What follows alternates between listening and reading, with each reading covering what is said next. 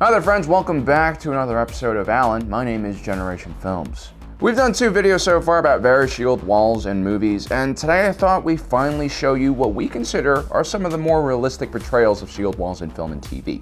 Now keep in mind, no movie is 100% accurate, and also while there are detailed descriptions of the usage of shield walls in ancient combat written down by scribes, historians, and soldiers, we don't know exactly how things looked like 100 years ago. So we're going to try to break down each one of these scenes the best we can and point out the more realistic aspects of them.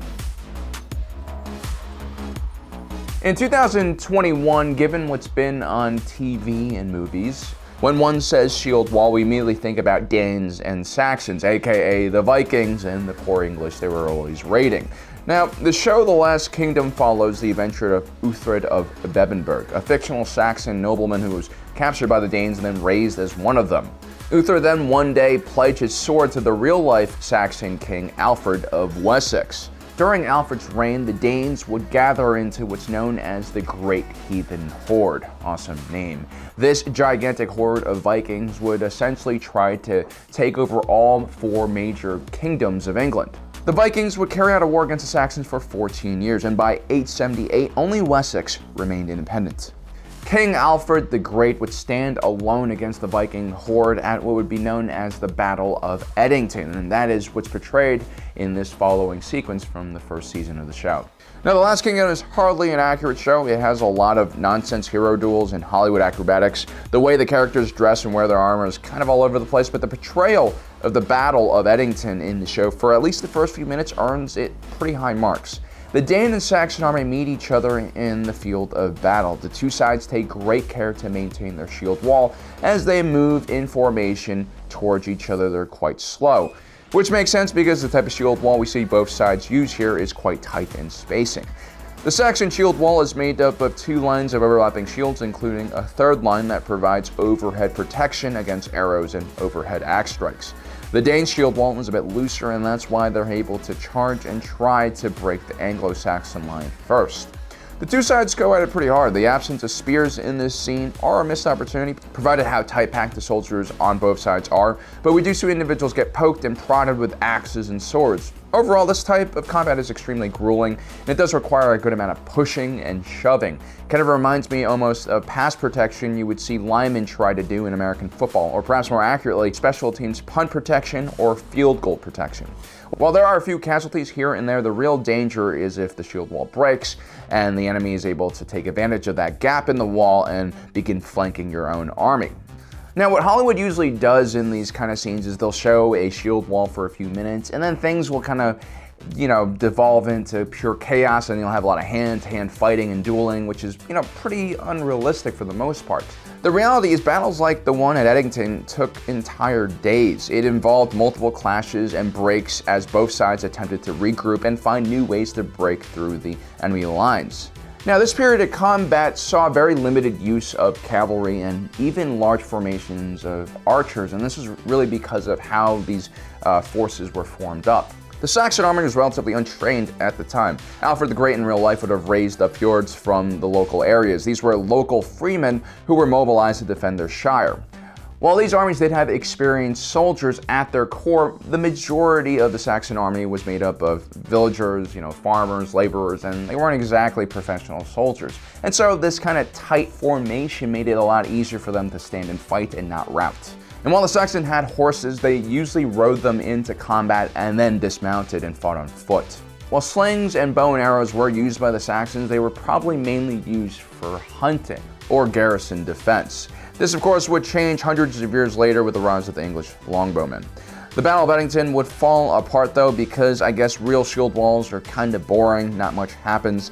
The Dane Scorpa rides off to the Saxon camp and beheads Uhtred's wife and shows it off to Uhtred, who of course loses his cool and pulls a Jon Snow and charges at the enemy line and leaps over the shield wall all by himself. Miraculously, he doesn't get chopped up or immediately killed or captured. Uhtred manages to also kill multiple Danes, opening up a hole in the Dane line for the Saxons to exploit, and yeah, things just become the usual Hollywood nonsense after that. But hey, at least they tried in the beginning, and that's all I'm asking for. Now, before we continue today's episode, a word from our sponsor for this video, NordVPN. Tired of companies making bank on your private information and judging your viewing habits and then sending you products you're ashamed to realize that you actually wanted because the freaking algorithm knows you better than you know yourself? Well, what you need then is NordVPN. It double encrypts all of your information, and better yet, it hides your location.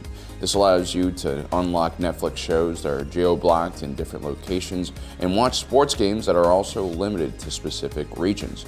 And now, since it's NordVPN's birthday, we have a deal for you guys. 70% off plus 1 month for free along with a surprise gift. Check out the description below for more information, and don't forget to use our promo code, GenerationFilms, one word.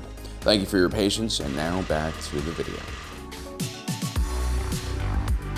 The Roman Legionnaire post the Marian reforms is famous for being one of the first standardized professional soldiers. These impressive soldiers were trained to fight in formation and were extremely disciplined and effective against Rome's enemies. The Roman legions were more than just the fighting force, though. They were a central part of Rome's power structure and helped the Roman Empire spread its boundaries and culture all across the world. They even helped maintain the infrastructure of Rome, which was essential for the day-to-day running of the empire.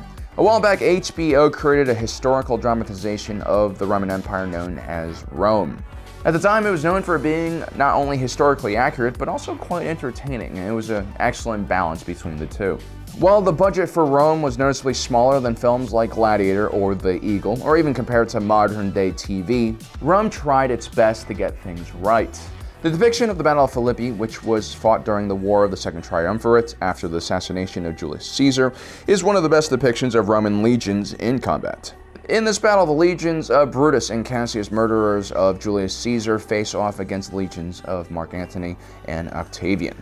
Roman legions of the early empire period mainly fought in units known as cohorts, made up of around 500 men. Multiple cohorts would group together to form battle lines, usually in a checkerboard formation.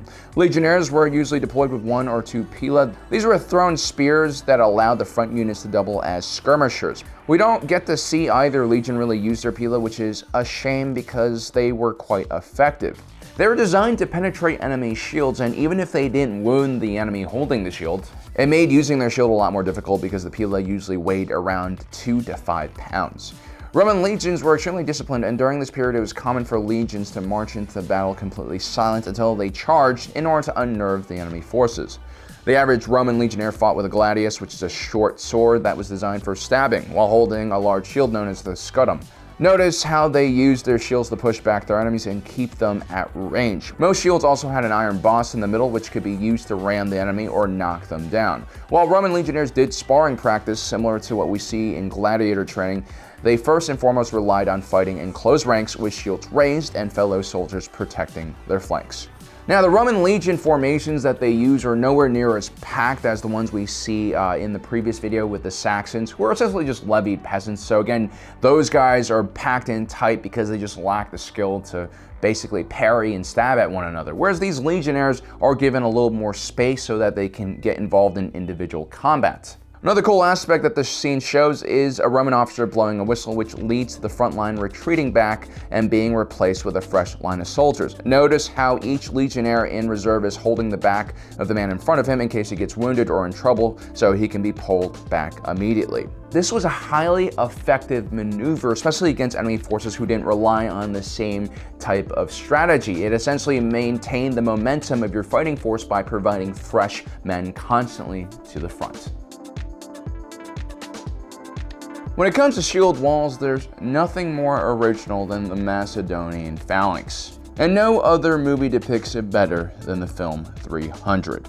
Joking, we'll actually be looking at the film Alexander. This movie was perhaps as ambitious as its subject of focus, but fell short during the execution. While the movie underperformed in the box office, it does feature some of the most awesome large formation battle scenes that are actually populated by real-life people.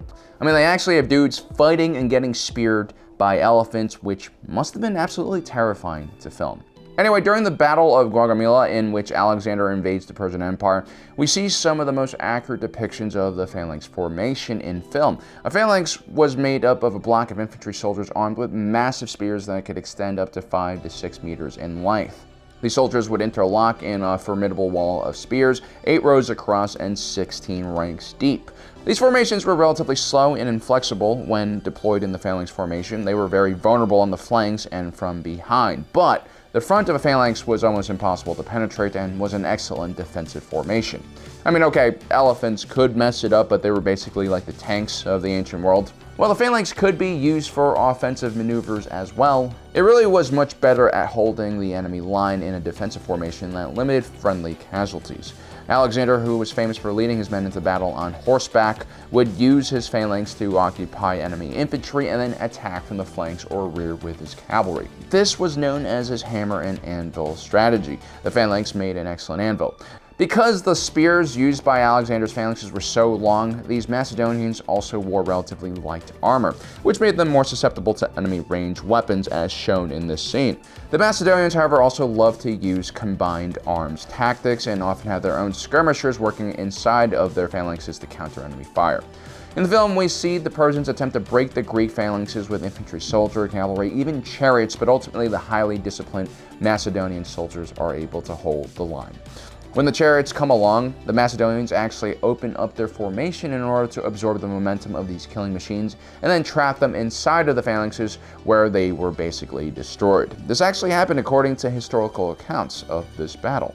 So there you have it, guys. Those are 3 scenes in which the directors really focused on historical accuracy alongside entertainment and pure action. I think that, each one of these sequences are done very well, and they also showcase different time periods in human history where you had different types of shield walls which were created for different reasons. Anyway, let me know in the comment section below which ones are your favorites. Also, don't forget to subscribe and hit that notification button down below so you don't miss out on the rest of our awesome content.